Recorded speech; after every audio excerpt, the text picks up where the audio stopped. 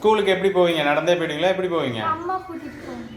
அம்மா அப்ப படிக்கிறது இப்ப தமிழ் தான்.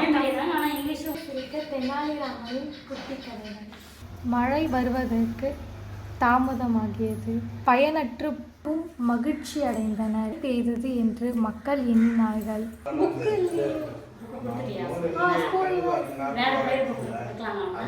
கொடுங்க. தெனாலிராமனின் குட்டி கதைகள்.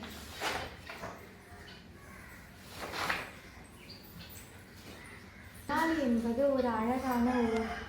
கோடை காலத்தில் அவ்வூரில் மழை வருவதற்கு தாமதமாகியது. மக்கள் செய்த முயற்சிகள் எல்லாம் பயனற்று மகிழ்ச்சி அடைந்தனர்.